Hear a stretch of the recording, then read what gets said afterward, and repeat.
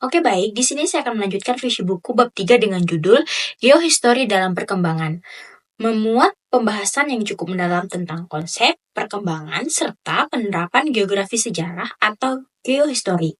Bab ini terbagi dalam 3 bagian utama, masing-masing menjelaskan tentang definisi dari geografi sejarah, perkembangan umum geohistoria di dunia, serta peran dan perkembangan geohistory di Indonesia.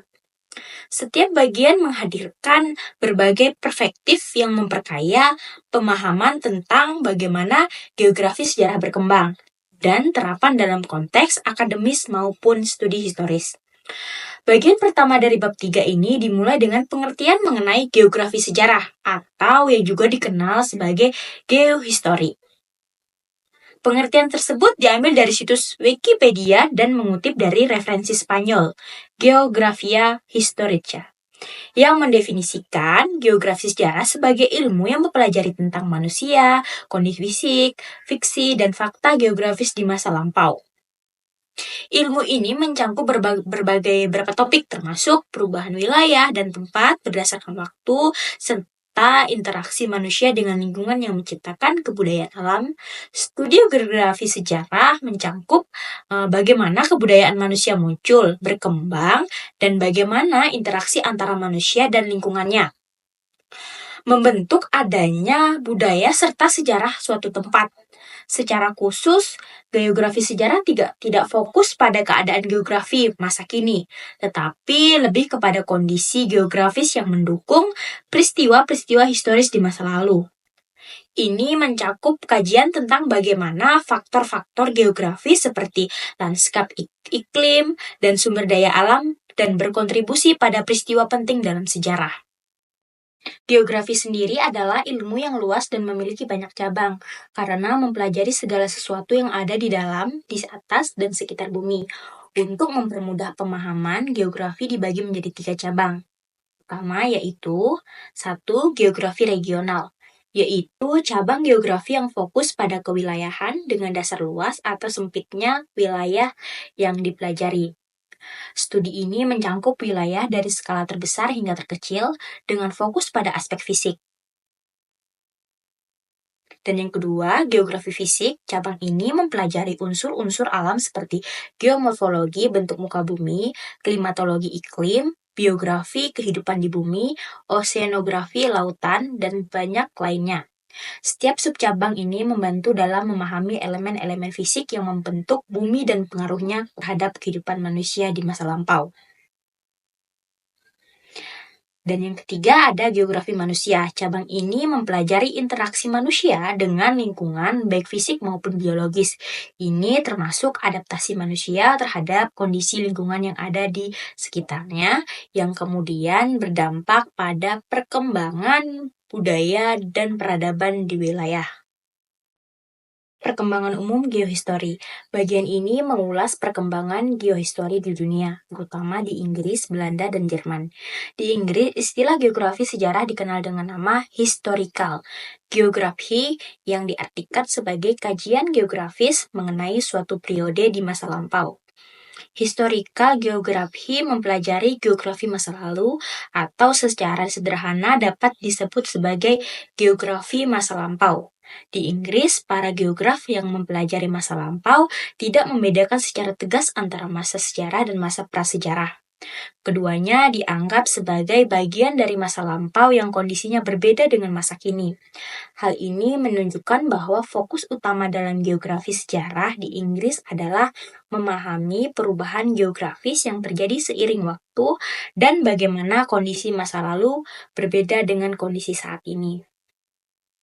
Di Belanda, istilah yang digunakan untuk geografi sejarah adalah historisch geography. Sementara di Jerman, istilah yang digunakan adalah historische Geographie. Di Jerman, historische Geographie bahkan dianggap sebagai cabang ilmu bantu sejarah yang sangat penting, meskipun terdapat perbedaan pandangan antara sejarawan dan geograf dalam mempelajari masa lampau, di mana sejarawan lebih fokus pada peradaban manusia, sedangkan geograf lebih tertarik pada studi tentang permukaan bumi. Kedua disiplin ini sebenarnya saling melengkapi dalam memahami sejarah suatu wilayah. seseorang geograf yang meneliti masa lalu meskipun fokus kajiannya pada sejarah tetap memiliki latar belakang sebagai seseorang geograf yang dikenal sebagai historical geographer. Mereka membutuhkan berbagai informasi dari cabang-cabang geografi lainnya, seperti geografi fisik dan biologis untuk memahami faktor-faktor lingkungan yang mempengaruhi peristiwa sejarah. Unsur-unsur lingkungan seperti topografi, bantuan iklim, dan perairan dapat berubah dari waktu ke waktu. Perubahan ini berperan penting dalam proses historis. Ellsworth Huntington, seseorang ahli geografi dari Universitas Yale di Amerika Serikat, merupakan salah satu tokoh yang memberikan kontribusi penting dalam kajian geografi sejarah. Pemikirannya sangat dipengaruhi oleh Friedrich Ratzel, seorang ahli geografi Jerman. Huntington mengembangkan teori determinisme iklim yang menyatakan bahwa iklim suatu tempat memiliki pengaruh yang besar terhadap perkembangan aktivitas dan kebudayaan penduduk di wilayah tersebut.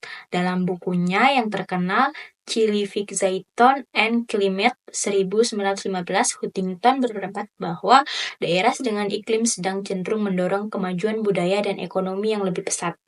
Meski teori ini banyak ditentang, pengaruhnya tetap signifikan dalam studi geografi sejarah. C. Keberadaan geohistori di Indonesia. Bagian terakhir dalam bab 3 ini membahas tentang perkembangan geohistori di Indonesia. Istilah yang lebih sering digunakan di Indonesia untuk menggambarkan geografi sejarah adalah geografi kesejarahan. Konsep ini dikembangkan oleh N. Daljoni dalam bukunya yang berjudul Geografi Kesejarahan, yang terdiri dari 2 jilid dan diterbitkan pada tahun 1982 dan 1984. Dalam bukunya, Daljoni menekankan bahwa perhatian sejarawan di Indonesia terhadap aspek-aspek geografis dalam sejarah masih perlu ditingkatkan. Buku-buku sejarah di sekolah seringkali menyertakan peta, namun tidak cukup menunjukkan hubungan antara latar belakang geografis dengan peristiwa sejarah yang terjadi. Sebagai contoh dalam pembahasan tentang kerajaan Sriwijaya dan Kesultanan Demak, peta yang digunakan seringkali adalah peta modern yang sebenarnya tidak mencerminkan kondisi geografis pada masa kejayaan kerajaan tersebut.